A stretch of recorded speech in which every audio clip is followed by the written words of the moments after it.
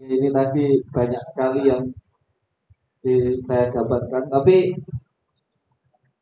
yang masih terngiang-ngiang di kepala saya ini salah satu statement Dokter Yu yang dulu itu sempat viral. Seingat saya, Dokter Yu pernah memberikan statement bahwa sukses itu bukan karena kerja keras, tapi karena kebetulan. Nah, kalau saya korelasikan dengan materi yang disampaikan tadi, kalau kita salah satu cara untuk meningkatkan kecerdasan emosional kita itu kan dengan meningkatkan empati kita.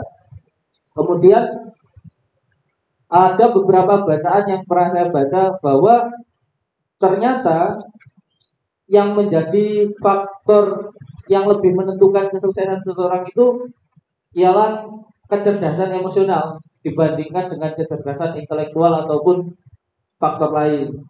Nah, itu bagaimana?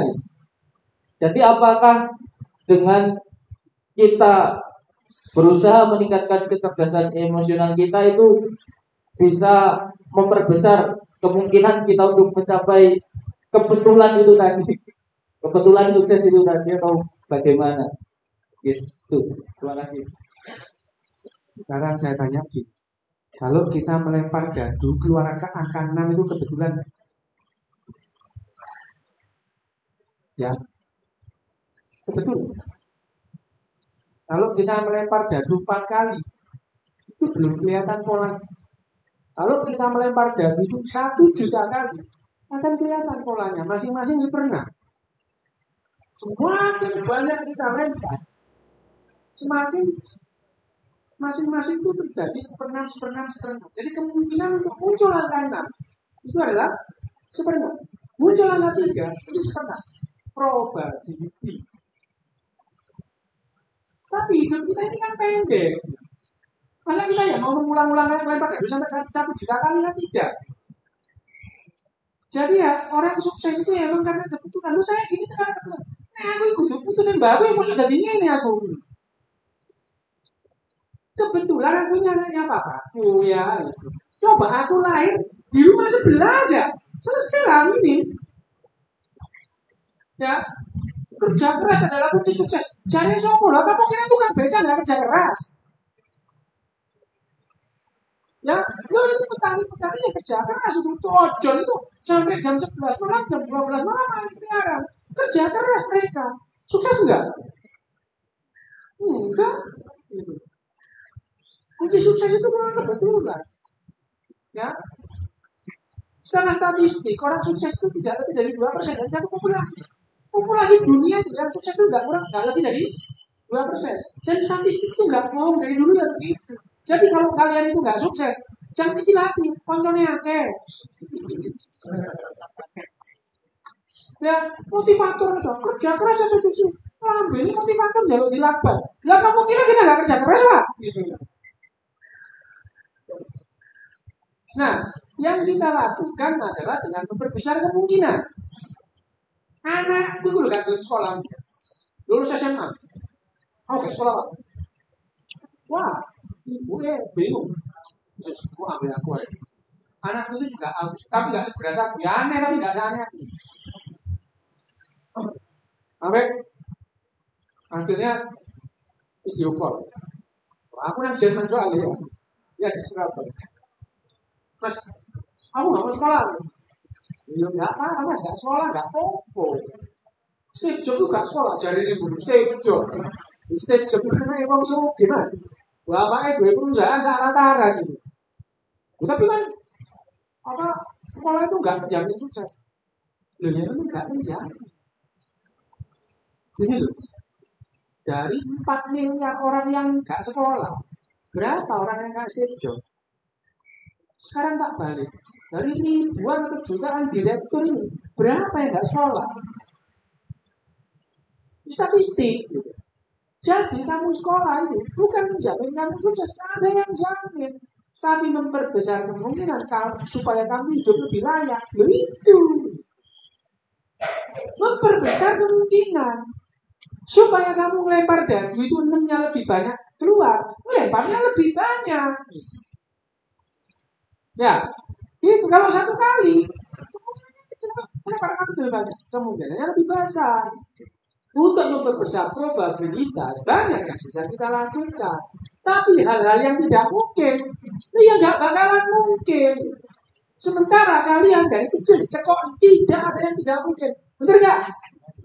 Ini kursi dari kalian makin bodoh ya itu. Banyak yang nggak mungkin. Kamu melempar dadu, muncul angka 9, mungkin nggak? Nggak mungkin main nembok ya. Kamu punya motor, Honda Beat, ya misalnya, gue parkir, terus keluar, mudah-mudahan jadi NMAX. Lu ya gak mungkin, bohong jengking pen 10 ya gak iso jadi NMAX itu ya. Banyak yang gak mungkin itu. Penjelasan yang benar adalah segala kemungkinan bisa terjadi, tapi yang gak mungkin, ya gak bakal terjadi. Ya kayak tadi itu akhirnya. Jalan ke barat, yakin sampai utara. Ngomong Indonesia emas, saya salah. Indonesia emas sing apa? Lu kalau jelas Indonesia emas itu orang nanti taat berlalu lintas, lu jelas ya. Tidak ada barang hilang, lu genah. Lah Indonesia masih apa? Nanti masyarakat adil makmur, gemari palo jinawi toko tenten kertora harjo ya. Roh kang sarwati nandur jinawi pura kang sarwati nuku. Itu pelajari dalam. Itu tidak pernah ada dalam makanan masyarakat kayak gitu, itu tidak pernah ada. Nah, yang itu yang jadi kita lakukan Indonesia emas. Jadi kan standpoint Indonesia emas saja nggak ngerti apa Indonesia gemas yo cemas. Nah ya, ini jelas. Misalkan Indonesia emas 2045, 20 tahun lagi kita ada apa namanya roadmap jangka pendek, jangka menengah, jangka panjang. Nggak mesti benar gitu. Nggak cuma yakin tok, bodoh yakin. Saya yakin, aku enggak. Lo kok yakin orang? Aku enggak. Itu guruku itu pernah. Aku yakin, kondisi. Aku gak yakin pak. Aku yakin. Itu yang jadi soal. Jadi yang namanya memperbesar. Kamu bisa dari memperbesar kemungkinan. Iya. Yang trio. Jadi sampai mau kemungkinan anak lo. Itu tadi Gus. Ya bisa jadi Gus. Bodohnya nanti jadi Gus. Padahal dari Gus yang agak sumpah ya. Bener, bal-balan. Aku nyekel bal. Iya ini minggir. Oh mas, kasih mas. Kasih gitu. Bal-balan kita apa ya? Bal-balan. Tapi aku nyekel pura-pura gak ngegul. Asu kok. Apa ini? Saya gak asik, bener itu gak asik. Tapi saya tahu bahwa itu preview. Saya dari awal itu juga memahami. Saya seperti ini karena preview. Kalau anak yang melawat saya itu dari ini gak bisa. Gak bisa. Ya, yang perlu kita ketahui itu adalah atau kita admit kita punya masalah. Kalau kamu tidak admit bahwa kamu nggak punya masalah, loh ya apa cara menyelesaikannya itu?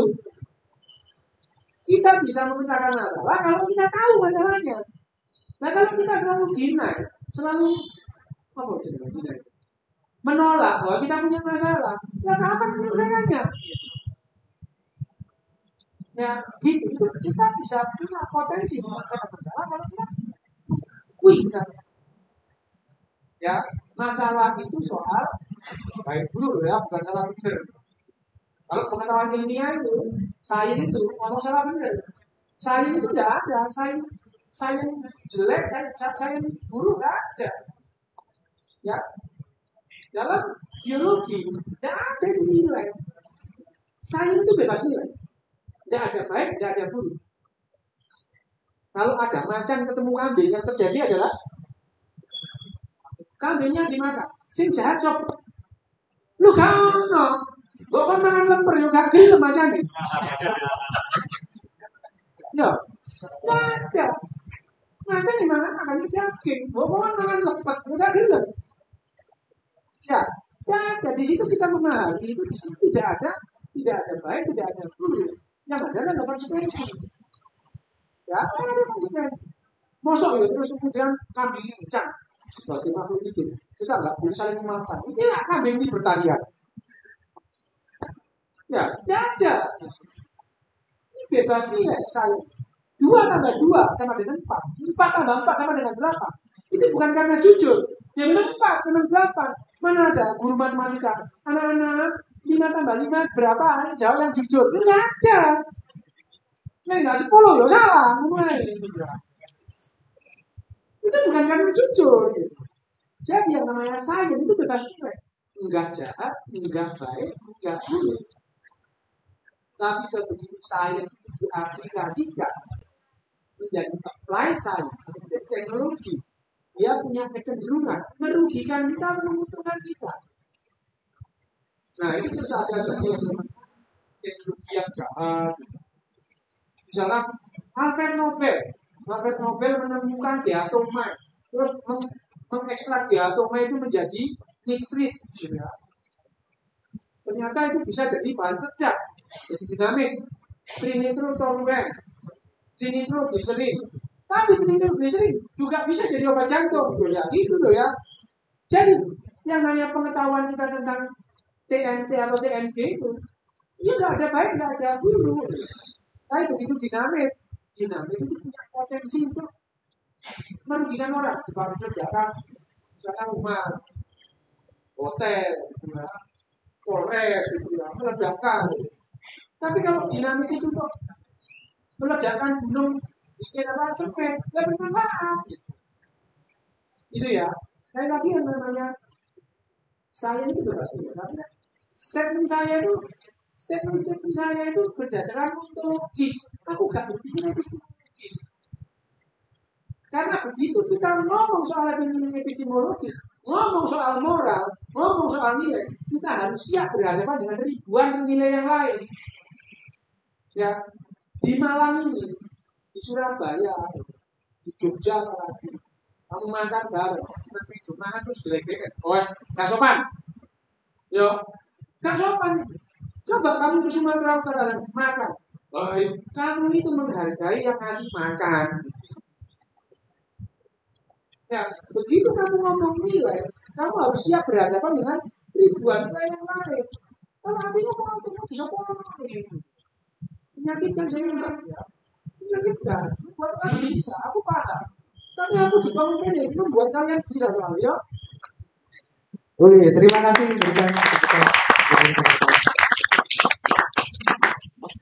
Baik, kali ada pertanyaan dari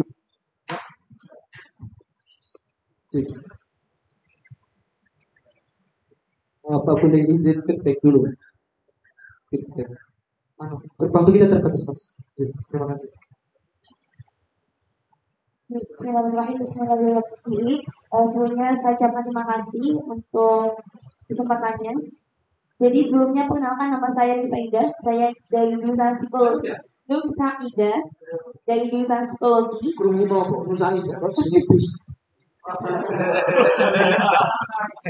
Saya dari jurusan psikologi Universitas Gadjah Malang.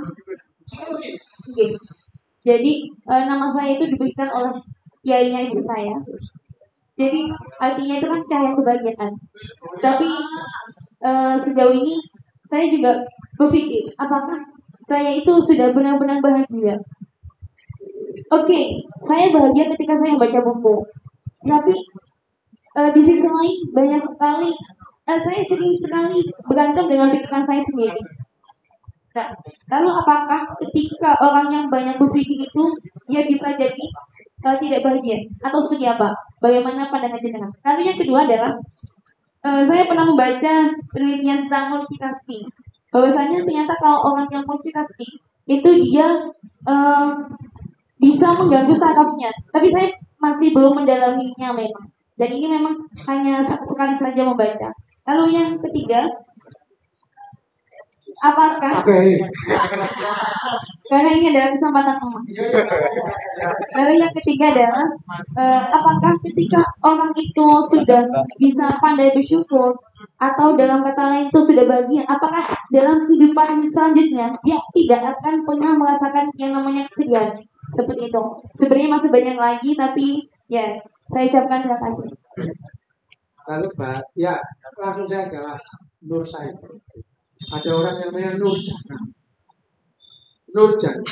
Nur itu adalah lampu, ya, cahaya, lampu, jana itu kebun. Jadi lampu taman. Siapa sih ngomong jana itu surga? Jana itu kebun. Jadi ya jadi Nurjana itu lampu kebun. Iki guyonnya santri jangan biar deh. Dulu tuh santri tuh guyon itu ya, gak ada yang tersinggung beneran. Sampai kiainya digawe guyon itu gak tersinggung. Dulu tuh, mulai tahun 70-an, aku gak merasakan. Yang merasakan itu satu yang aku makan kue gak terus. Dulu tuh tahun 70-an, ketemu telur itu 1 bulan sekali. Santri. Kenapa? Di Malang, di Jawa Timur tuh orang jual telur itu baru tahun 70-an. Belum ada orang jual telur. Kalian tahu orang penjual telur pertama di Indonesia siapa tahu? Namanya Bob Sadino di Jakarta. Yang katokan terus gak bener itu orang yang pertama kali jual telur. Tahun 50. Sebelumnya orang enggak jual telur enggak. Jadi orang ketemu telur itu jarang. Baru tahun 70-an itu ada orang jual telur itu kan sedikit. Telur horeng ya. Telur horeng. Dulu tuh orang kalau mau membuat kue, cari tetangga yang punya ayam. Ayamnya ditukar gitu, atau beli apa namanya telurnya untuk buat kue. Itu zaman tahun 70. Kalian kan nggak membayangkan yang ada gitu. Belum santri dulu nggak gitu. Ketemu telur itu 1 bulan sekali salin itu dibagi 4. Telur dibagi 4, kadang-kadang mau sih nggak kebagian kulitnya gitu. Ketemu ikan 1000 sekali. Ikan mujair, cuma ini sih. Nah, iya, santri lah guyon.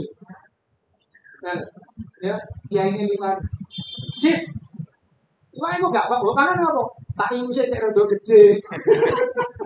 Nah, ngeritik kiainya. Mak, kok ikannya gak kamu makan? Piara dulu biar gak gede.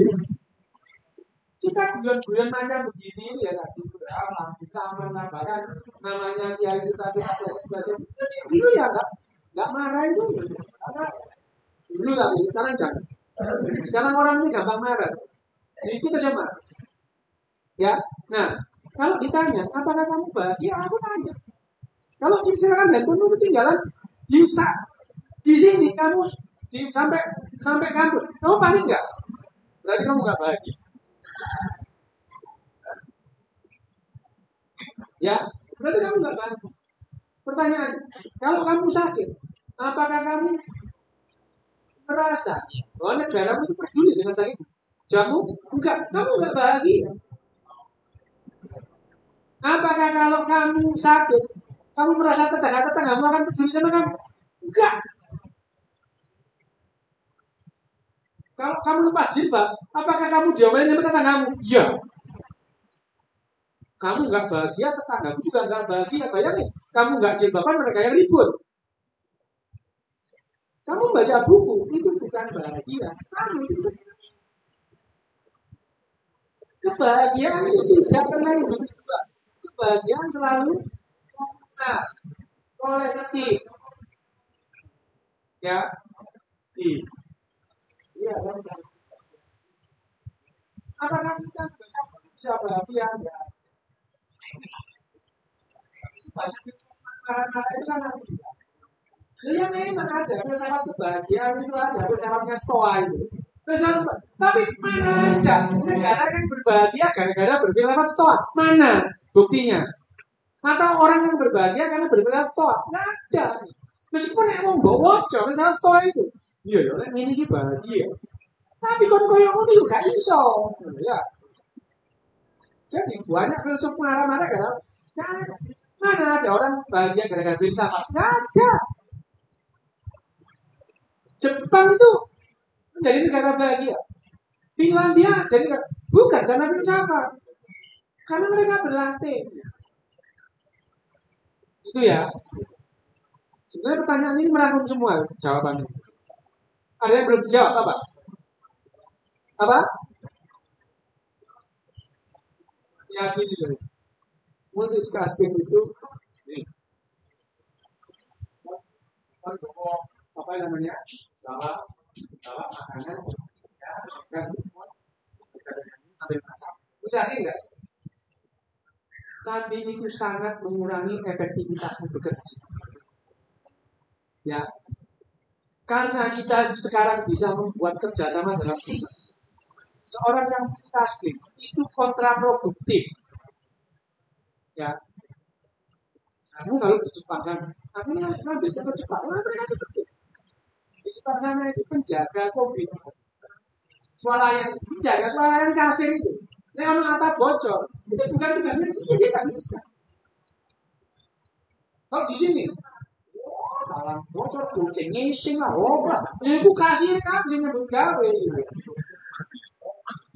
Ya, di sana itu dalam bocor, dia telepon bagian, dan 2 menit mereka datang. Ya, multitasking itu tidak cocok untuk ini. Semakin kita jangka jumlah yang besar, kita nggak perlu multitasking. Ya. Ini ya, aku ini kalau ada orang mahasiswa bawa tabung reaksi atau bawa kue rasa, satu bawa, 2 dibawa bareng ini misalnya. Tak seneni. Itu kalau jatuh, hasil nunggu 4 minggu itu sia-sia. Supaya cepat. Gak ada supaya cepat. Kalau kamu itu kepingin selesai, waktu kerjamu kamu perpanjang. Sama. Ngoput nang jalan, lama. Terburu-buru. Berangkat lebih awal. Yo, di bandara itu, robot. Saya terburu-buru Pak. Semuanya terburu-buru. Karena tidak bertindak. Multitasking tadi. Seolah-olah orang multitasking. Tidak ada hebat-hebatnya. Gini. Gampangannya ini. Orang itu bisa multitasking. Dalam artian dia bisa ngasah, bisa gunting, bisa nekuk. Misalnya apa? Membuat peniti. Membuat peniti itu diperlukan keterampilan memotong kawat, ya. Itu keterampilan. Terus menekuk kawat, ngasah kawat ujungnya sampai biji, ya. Terus memotong plat, gunting. Kalau satu orang mengerjakan itu sendiri, sehari dia bisa menghasilkan sekitar 5-10 peniti dengan jam kerja 6-8 jam. Tapi kalau kalian bekerja sama 5 orang, yang satu cuma motongin, yang satu cuma ngasah, yang satu cuma nekuk, sehari bisa menghasilkan 300 peniti. Ya, jadi lebih baik mana? Multitasking atau kerja sama? Ya.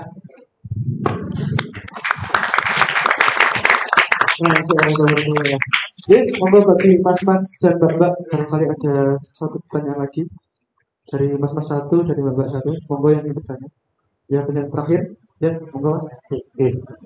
Terima kasih atas kesempatannya. Mohon izin bertanya Pak Dr. Riyu Hasan. Semoga bisa terpulang ke Jepang dulu ya. Oke.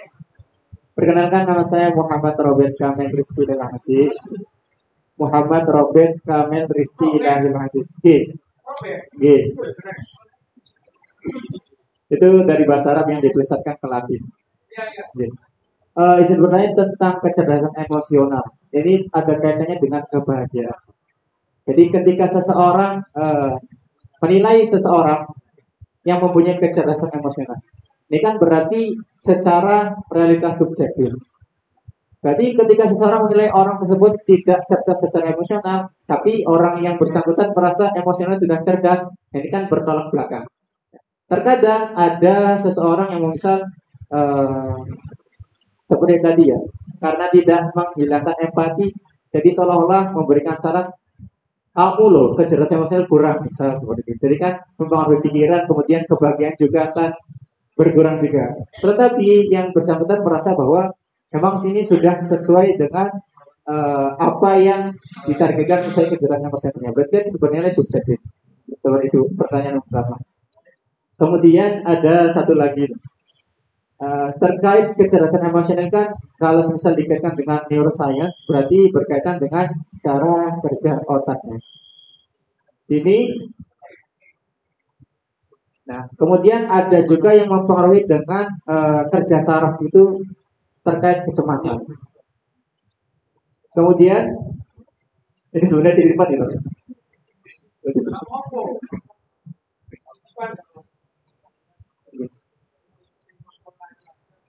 Langsung aja ya.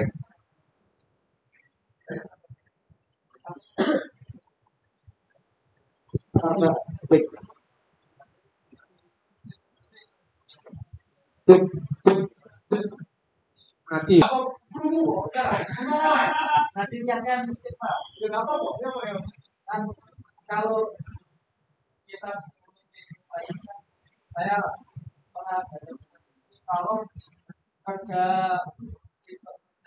para perusahaan itu pengaruhnya itu dibalik dengan apa yang kita rasakan dan tingkat kepayahan kita.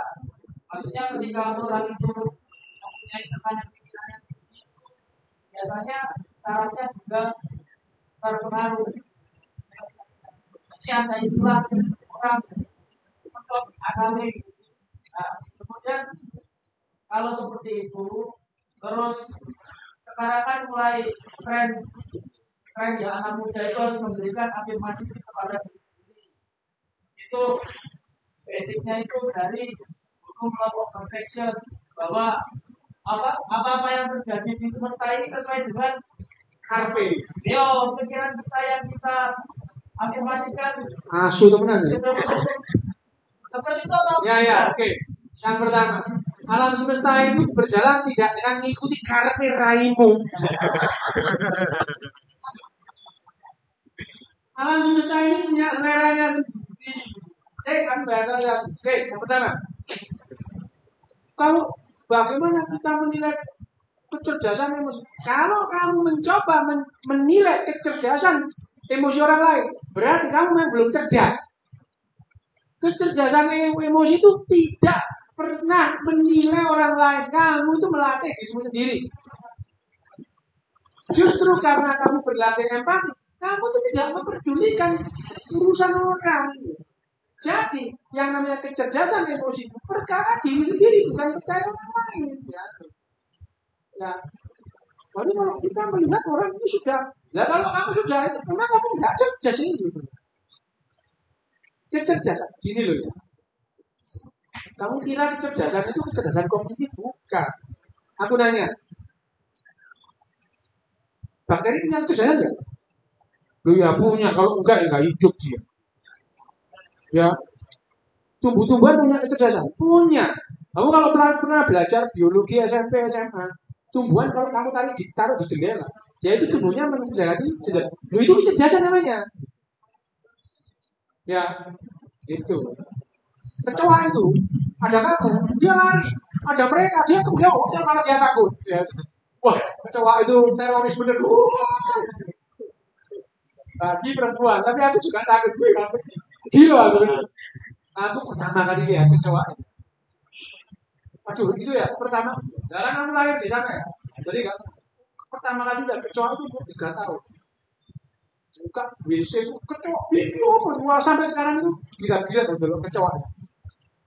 Saya sudah latihan itu kan, ya takut kecoa. Latihan. Tapi kalau kecoa itu ya tetap gila-gila. Ya itu. Yang namanya kecerdasan itu adalah apa yang namanya kecerdasan? Kecerdasan itu bagaimana satu individu itu bisa mempertahankan kehidupannya selama yang dimungkinkan. Itu namanya kecerdasan. Ya, wedus punya kecerdasannya, kecoa punya banyak, seperti banyak angsa itu punya kecerdasan. IQ-nya beda-beda, tapi kecerdasannya ada. Dia bisa bertahan. Jadi apakah IQ itu mempengaruhi kecerdasan untuk hidup? Ya jelas. Bayangkan aja kalau Angsa itu tidak bisa membedakan mana yang predator, mana yang enggak. Mati dia. Nah, itu adalah kecerdasan. Jadi namanya kecerdasan emosi itu. Sekali lagi, manusia itu tidak dirancang untuk kerjasama lebih banyak. Ya, makin lama kita itu memerlukan kerjasama lebih banyak. Tahun 65 itu karena aku ada di situ. Tahun 65 itu karena aku di situ. Ada 7 orang lulusan teknik nuklir dari Cekoslovakia. Sekarang sudah bisa. Ceko dan Slovakia itu dulu masih jauh. Lulusan orang Indonesia. Pak Karno waktu itu adalah Milad Muhammadiyah di Jogja. Pak Karno bilang, sudah kehendak Tuhan. Kau ngerti-ngerti, kau kenal gak? Sudah kehendak Tuhan. Indonesia akan punya bom atomnya sendiri karena ada 7 lulusan itu. Pak Karno tidak paham. Di satu reaktor nuklir itu hanya perlu 1 orang ahli nuklir. Selebihnya apa? Tukang listrik, tukang air, tukang sapu, ya. Yang harus bekerja sama. Diperlukan minimal 50.000 orang kerjasama untuk menghasilkan bom nuklir. 1 pun. Ya. Tidak perlu multitasking gitu. Ya. Kalau kalian tidak bisa cerdas secara emosi, apalagi sosial, kalian tidak akan bisa membuat. Ya. Bagaimana? Ini lagi sebanyak burung, bayangin aja. Lihat pekerjaanmu terbengkalai gara-gara gini nih. Konsekuensinya diterima, gak apa-apa. Sholat itu gak apa-apa, tapi ojo angen-angen jaya bom nuklir yo, bunuh. Loh, kita itu harus menerima konsekuensi wajar ya. Nah, yang namanya kecerdasan emosi tadi, tujuannya adalah kita kecerdasan yang besar. Apa? Itu melampaui batasan-batasan fisik tubuh kita. Kita tidak dirancang kerjasama, tetapi kita bisa latihan bekerja sama dalam jumlah yang bisa. Asal mau latihan. Tubuh kita itu sensitif banget. Kita nggak tahan panas. Kita pakai AC. Itu melampaui batasan-batasan fisik tubuh kita. Pengetahuan kita itu sudah lama kita gunakan untuk melampaui batasan-batasan fisik tubuh kita. Lari kita paling cepat 8 km per jam. Naik kepingin cepat lupa jaran. Naik sepeda. Itu karena pengetahuanku. Sepeda itu bisa mempercepat kamu. Ya. Saya nggak mau tergantung. Nggak mau tergantung kalau saya sepatu, nggak sarung mudah. Loh, kita ini untuk melampaui batasan-batasan fisik tubuh kita sudah lama menggunakan pengetahuan kita, menggunakan teknologi. Kademen dari jaket, ya. Itu yang namanya kecerdasan. Nah, lama-lama kita itu memerlukan kerjasama. Makanya yang sekarang diperlukan kecerdasan emosi untuk cerdas secara sosial. Karena tantangannya bagaimana kita kerjasama dengan orang-orang kafir. Bagaimana kamu menyatakan kerjasama dengan orang kafir kalau mereka harus dibunuh? Kan nggak bisa. Dimanapun kamu menemui orang kafir, bunuh mereka, penggal kepala mereka, ada itu. Kan di dalam pedang belum ada suratnya yang lain. Perangi orang-orang kafir sampai mereka masuk agama. Kalau ada yang berperang, diperangi. Berarti harus dibunuh ya. Wah, ini tidak mau berat, ya apa-apa, perlu dimoderasi, terserah, gitu. Tapi ini memerlukan konsekuensi, ya. Saya tidak mempengaruhi pilihan kalian. Terserah pilihnya. Yang kedua adalah menerima sama dengan kalau kita itu salah mengatakan bahwa kalau kita tidur itu otak kita sedang istirahat. Jadi sopo. Kalau kalian tidur, otak kalian 150% lebih aktif ketimbang kalian bangun. Fokus ngomong istirahat. Orang kalau ngomong uteknya pedot tadi kali pedot, uteknya goblok nggak pakai utek. Salah. Orang bodoh itu bukan nggak pakai otak. Otaknya aktif, bagian otak bodohnya. Jadi kalau ada orang bodoh, harus puji. Waduh, otakmu bagian bodoh aktif banget. Gitu, jadi kita memutuskan sesuatu, memilih sesuatu karena pilihan otak. Nah, yang namanya kecerdasan emosi tadi, rasionalitas kita tidak terlalu sering dibaca oleh emosi. Karena rasionalitas kita itu lebih banyak merugikan kita. Pikir apa itu ya? Itu elek tapi oke. Itu ganteng tapi gak boleh apa-apa. Pikir. Lah untungnya umur-umur segini nih otaknya nggak rasional semua. Nanti umur 35 tahun baru mulai rasional. Nah, ngandani anak nih, nek boleh pasangan sing apa? Anaknya ya kayak kamu sekarang nggak peduli. Jadi ada gap antara orang tua dan anak itu selalu gitu. Nah, kecerdasan emosi tadi itu menghilangkan gap-gap semacam ini. Perbedaan cara pandang anak dan orang tua nggak apa-apa, tapi tidak mempengaruhi kerjasama. Nah, ini ada orang di sini nanti karena kita tidak terbiasa bekerja sama, tidak terbiasa menghargai privasi orang, tapi kita cenderung ngasih nasihat. Pagi-pagi di WhatsApp kirim pesan moral, jadi yang minta nasihat loh, dia ngirim pesan moral. Tuh gak bisa cerita loh ini. Ada orang ketiga, innalillahi wa inna ilaihi raji'un. Semoga diampuni dosanya. Kok kamu gak tahu loh dia punya dosa? Kok perlu? Ya, semoga diberi kekuatan. Yang meninggalkan itu keluarganya nggak di situ. Lupa nih kalau ngomong besok. Yang meninggal siapa itu kamu? Semoga itu aja. Ya jadi WhatsApp grup itu misalnya baru tahu itu beri kami innalillahi gitu kan. WhatsApp grup itu. Wah, banter-banternya pesan moral mau ya. Apakah ini tidak cerdas secara emosi? Ya, menguntungkan. Dia menguntungkan.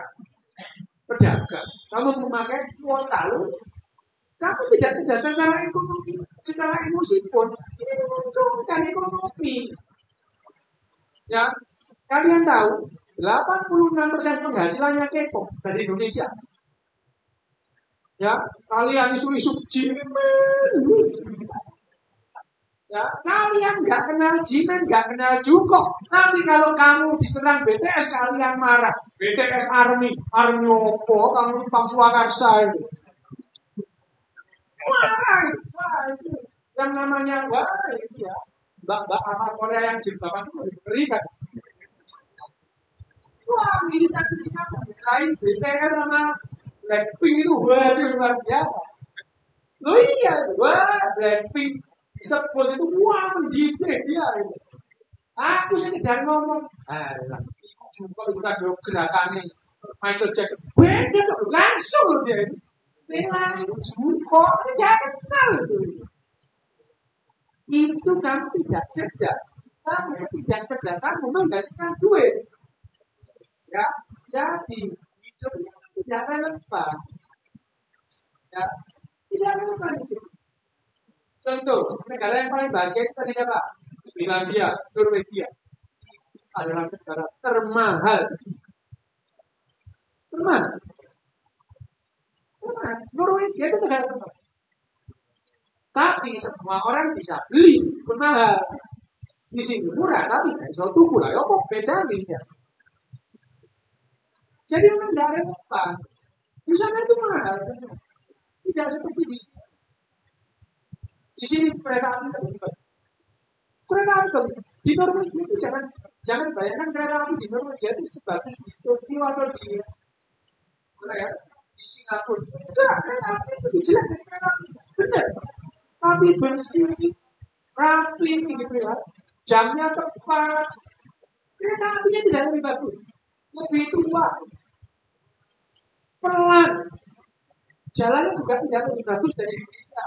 Tapi jalan taat rambilnya. Di Norwegia tidak ada orang ngebut lebih dari 100 km per jam. Karena jalan maksimal 90 km per jam. Mobilnya bagus, ada Jaguar. Iya, 40 ya 40, 30 ya 30. Memperkecil kemungkinan untuk terjadi kecelakaan. Dan untuk itu mereka harus mentaati doktrin. Mereka didoktrin, kayak kalian didoktrin. Tapi kalian doktrinnya agama, mereka doktrinnya rule kedua, I will follow direction quickly. Saya akan mengikuti target dengan cepat. Kalau nengok kanan, stop ya stop. Dan itu latihan. Kalian tahu lampu merah itu harus berhenti. Tapi kalian nggak bisa berhenti karena nggak pernah latihan.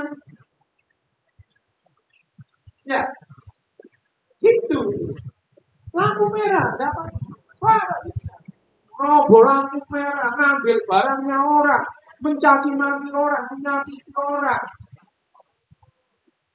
mencabuli orang. Kalian lakukan. Berdiri kanan babi cok. Nah, orang Islam itu selama nggak makan babi, tetap muslim. Ngapain aja berasa nggak makan babi? Padahal aku gitu. Oh, kok makan babi murtad? Juga kok untuk sadat mana gampang ya. Hal-hal yang demikian ini yang akhirnya rasionalitas kita itu paham bahwa yang ini yang hal-hal yang kontraproduktif dengan itu dilarang. Jadi di Norwegia di sana itu dilarang membawa lambang-lambang agama itu ke sekolah agama. Orang sebenarnya juga tidak apa-apa. Tidak apa. Di Norwegia itu dulu ya di sini berikutnya malah berantem nggak ada tahun 80. Tahun 80 Norwegia.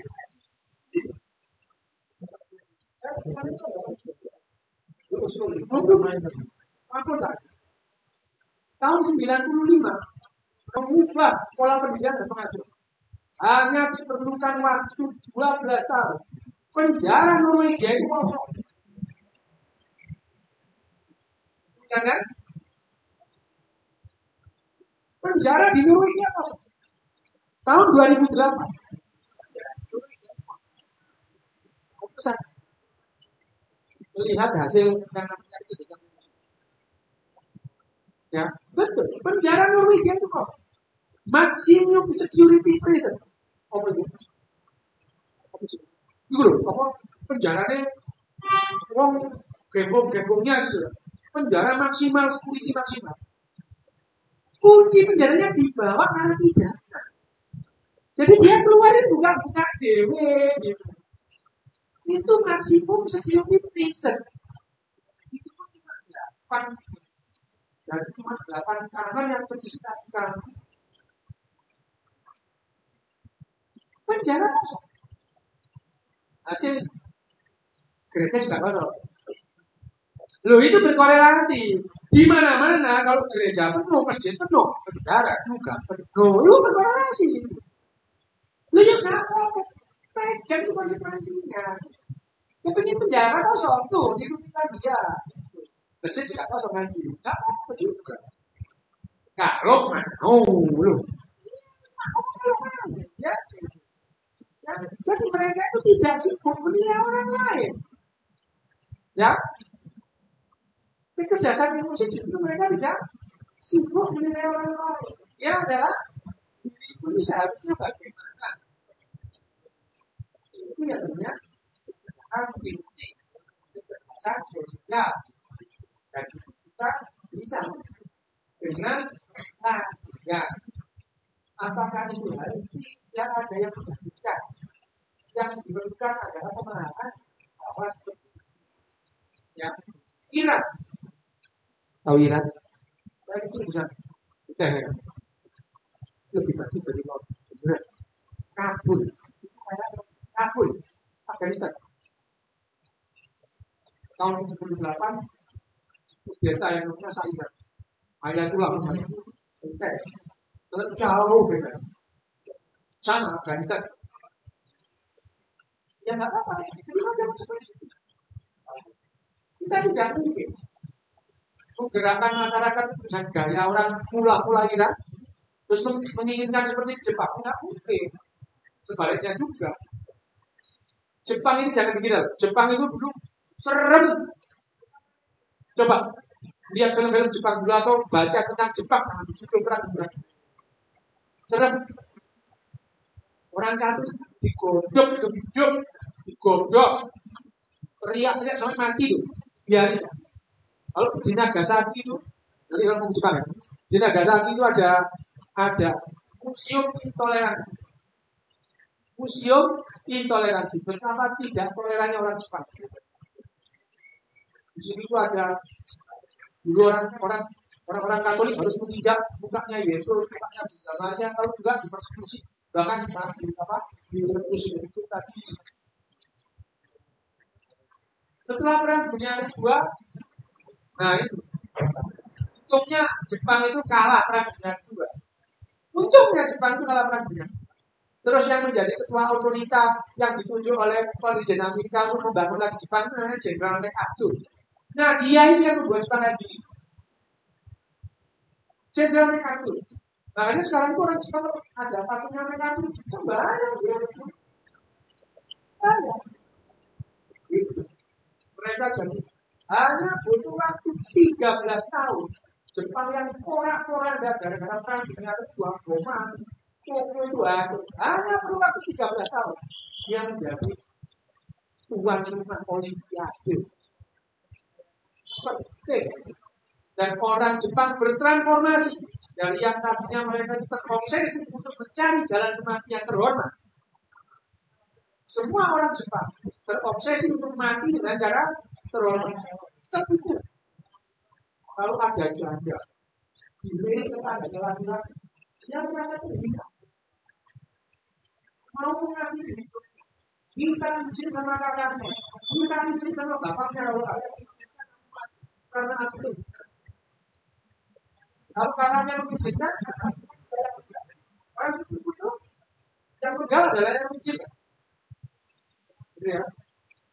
Nah, setelah itu anaknya harus dibiayai oleh yang mengizinkan. Dan kemudian itu kan kita orang itu mereka ada orang. Itu sampai perang dunia. Setelah itu hanya perlu waktu 13 tahun. Mereka bertransformasi menjadi orang masyarakat terobsesi untuk hidup saling menghormati. Dari yang ingin mati dengan cara terhormat, jadi hidup saling menghormati. Itu obsesinya orang. Ingin seperti apa? Jepang, tidak perlu Jepang. Pengen Finlandia, ya perlu Finlandia. Pengen berkata, ya Jepang. Kita buat sendiri. Belum tentu. Ya, ini merangkum jawaban pertanyaan.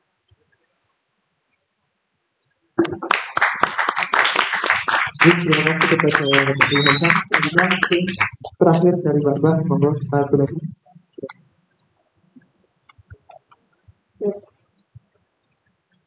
Ya, terima kasih atas kesempatannya.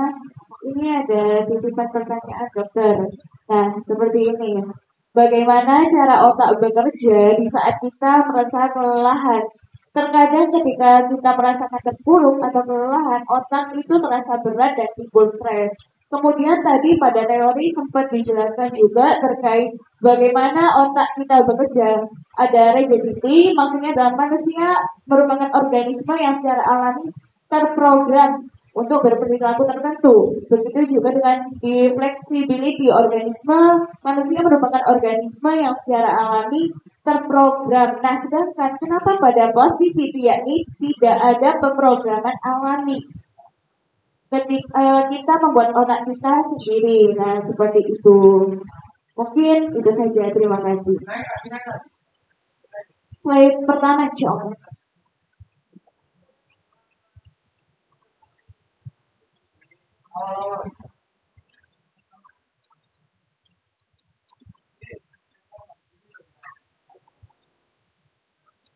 Maksudnya itu bagaimana kita itu pernah memahami 3 hal. Bahwa otak manusia itu licin. Manusia itu adalah organisme yang secara alami terprogram untuk berperilaku tertentu. Ya, jadi yang Pavlov, Maslow dulu itu berdasarkan ini. Teori-teori biologi dulu itu berdasarkan ini. Bahwa manusia itu adalah organisme secara alami terprogram untuk berperilaku tertentu. Nah, berikutnya adalah filsuf. Ya, awal-awal manusia adalah organisme yang secara alami terprogram untuk ada terhadap lingkungan mereka. Ya, Freud termasuk ini. Freud termasuk yang mengikuti. Jadi manusia itu bisa berubah dengan nasihat, katanya Freud. Padahal manusia itu tidak pernah bisa berubah dengan nasihat. Coba cari teman yang pelit, terus kan mana seperti itu, ya bisa tapi pelit ya. Jadi yang namanya pelit, pemarah itu seperti kamu hidupmu hancur, pesek itu. Masa bisa dinasihati kamu jangan pesek-pesek? Ya nggak bisa. Nah, yang namanya fleksibilitas itu manusia adalah organisasi yang secara alami berkembang. Nah, neuroscience berkembang terus, otak akhirnya kita abad ke-19 melihat otak plastis amat. Ya kayak tadi orang beli aja. Ya, kamu nggak suka asin, gue dipaksa gimana ya? Nggak bisa suka asin. Kita itu tidak pernah adaptif. Ya, kita sudah mulai terlalu lama. Yang ketiga itu, tapi plastisiti pun ada rentangnya itu pendek.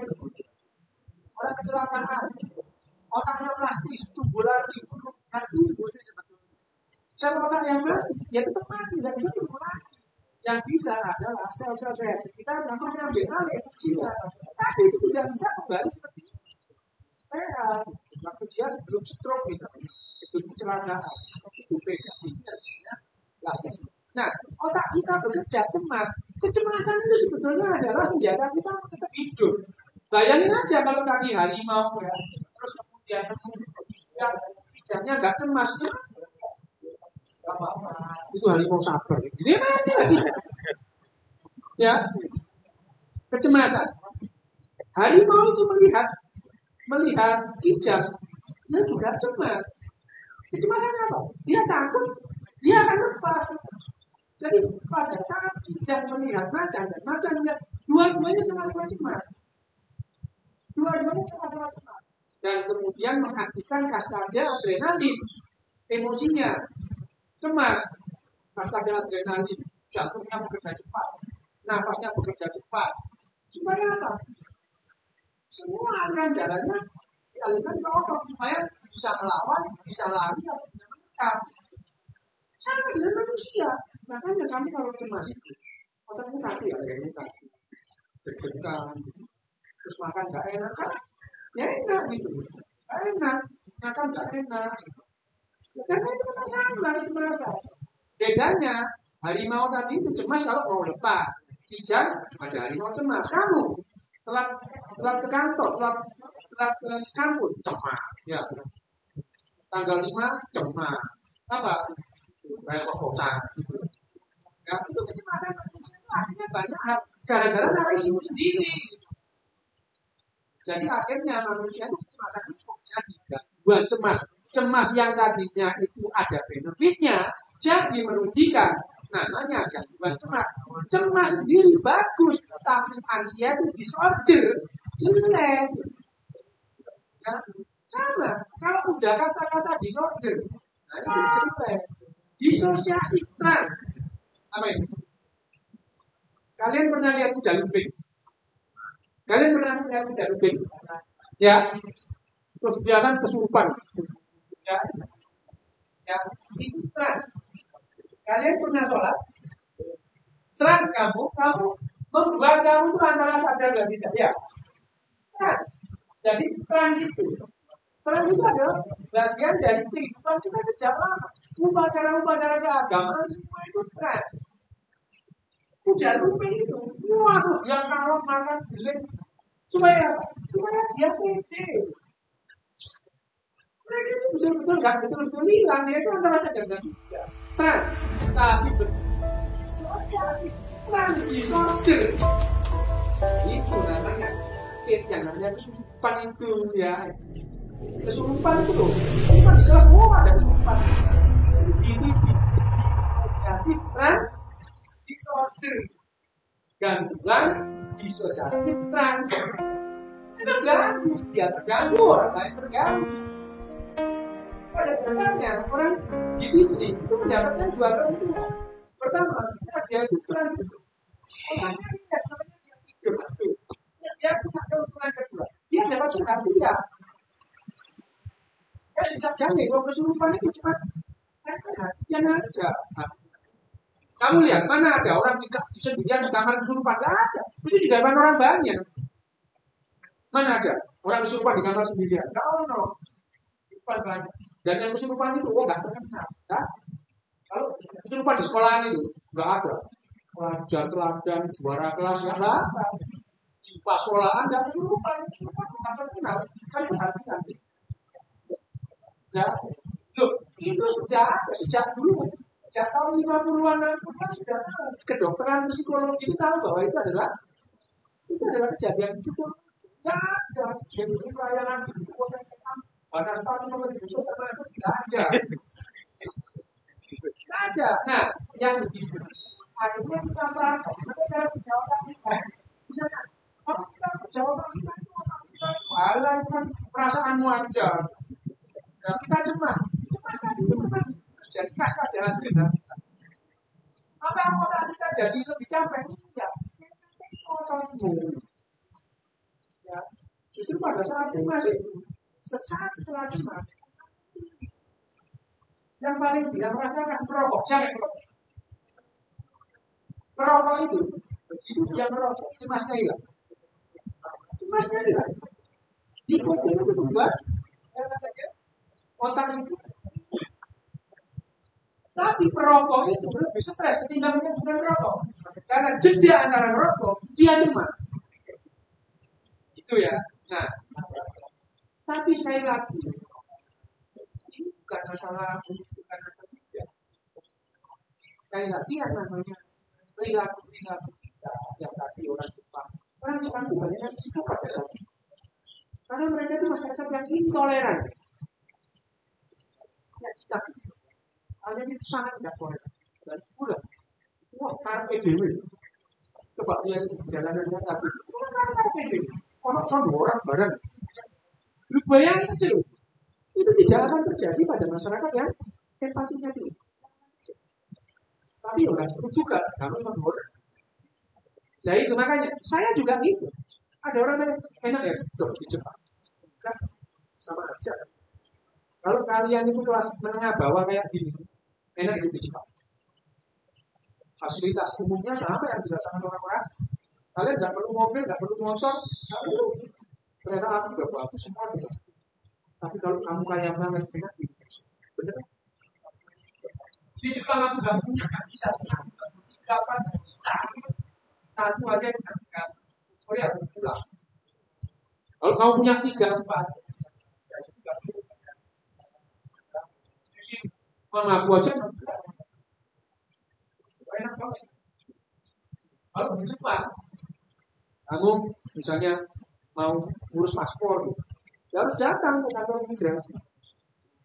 Di sini kalau punya uang gue, orang kan datang ke kantor umum untuk kredit. Konsekuensi, gitu ya. Jadi enak di mana?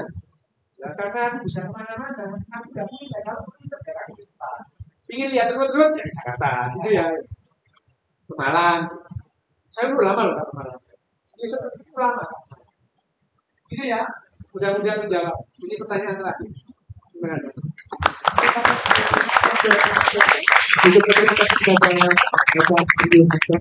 Atas penjelasan yang sangat luar biasa pada pagi dan siang hari ini. Alhamdulillah kita telah sampai di purna acara. Baik, sesi selanjutnya yakni penyerahan cendera mata kepada Teman-teman yang bertugas dipersilakan.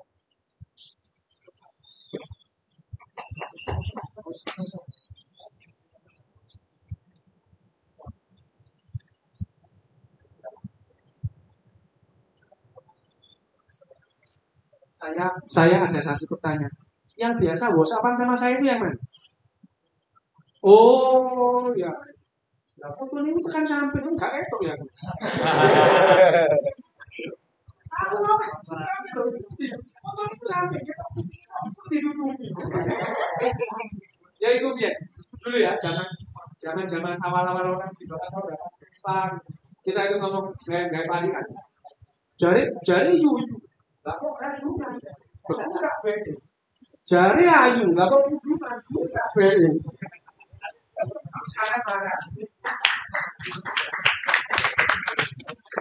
Monggo, dari teman-teman.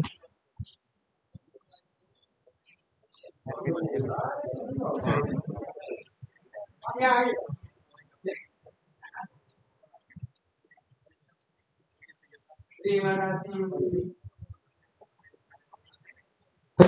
Ke format terlebih dahulu. Satu.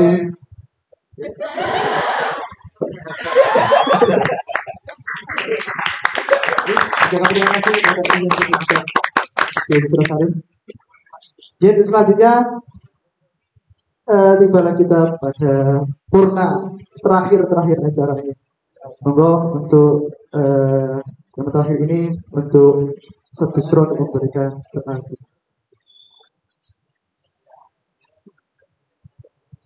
Baik, di atas kesempatan saya pada siang hari ini, jadi mulai sekitar pukul berapa? 9 ya. Sekarang hampir pukul 12, lebih. Tapi nggak terasa karena saking apa ya serunya. Jadi saya lihat teman-teman itu kalau ngaji itu setengah jam sudah nggak sampai setengah jam ya. Kalau ngaji sama saya itu mungkin 10 menit sudah ke alam yang lain. Tapi Masya Allah ya, pada hari ini tuh saya lihat nggak ada yang ngantuk sama sekali. Tidak ada yang ngantuk sama sekali. Jadi pengetahuan yang luar biasa yang kita dapatkan pada siang hari ini. Mudah-mudahan beliau tersorawu lagi di kesempatan yang lain. Saya tahu kok kalian itu nggak tahu kalau aku gitu. Kalau tahu mungkin kalian nggak mudah, beneran. Iya.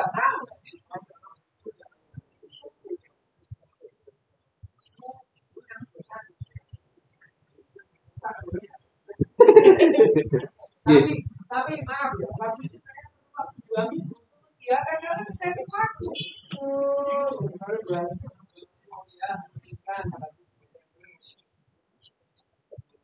Terima kasih. Luar biasa lah ya. Jadi apa? Beliau menyempatkan diri di tengah kepadatan jadwal beliau. ini kan berbohong untuk yang baik. Saya mempraktekkan teori yang tadi. Jadi agar beretika itu harus berbohong. Saya mempraktekkan teori yang baik. Kata orang Jawa itu apa? Manis-manisan lambe. Abang-abang lambe.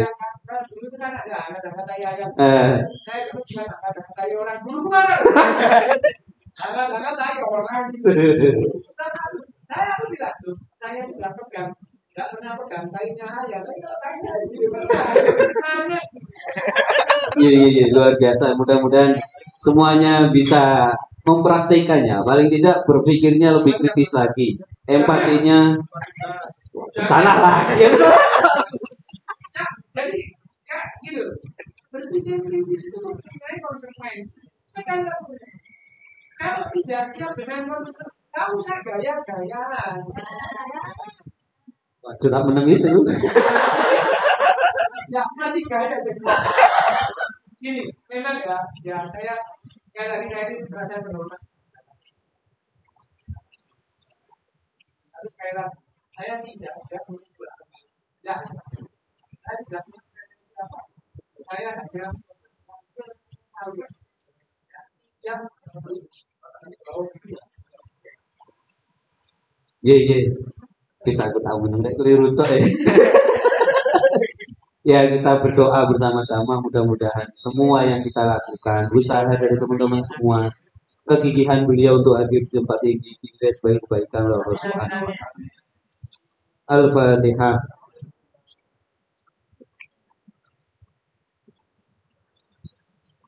اللهم صل وسلم وبارك على سيدنا محمد الحمد لله رب العالمين حمدا يوفي نعمه ويكافي مزيدا يا ربنا لك الحمد كما ينبغي لجلال وجهك الكريم وعظيم سلطانك اللهم صل على سيدنا محمد صلاة تجعلنا بها من أهل العلم ظاهرا وباطنا وتغسلنا من عبادك الصالحين في دنيانا وأخرانا وعلى آله وصحبه وسلم ربنا ظلمنا أنفسنا وإن لم تغفر لنا وترحمنا لنكونن من الخاسرين ربنا اغفر لنا ذنوبنا ولوالدينا وارحمهم كما ربونا صغارا ربنا آتنا في الدنيا حسنة وفي الآخرة حسنة وقنا عذاب النار وصلى الله على سيدنا محمد النبي الأمي وعلى آله وصحبه سبحان ربك رب العزة عما يصفون وسلام على المرسلين والحمد لله رب العالمين. الفاتحة.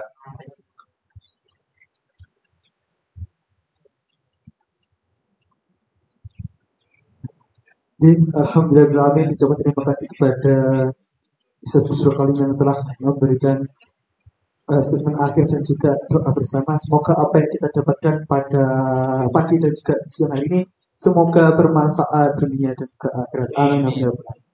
Alhamdulillah juga kebetulan sudah terang hujan pada siang hari ini ya. Gak sia-siakan hujan. Sebenarnya saya moderator sebenarnya Dewa hujan, kasihan tamu-tamu kita ya. Akhirnya kita sekalian aja. Oke, dari saya mewakili panitia dan juga keluarga besar Pesantren Darul Malang, maaf yang sebesar-besarnya apabila terdapat kesalahan perkataan maupun perbuatan dari kami. Dari saya pribadi, mohon maaf seterusnya apabila ada kesalahan.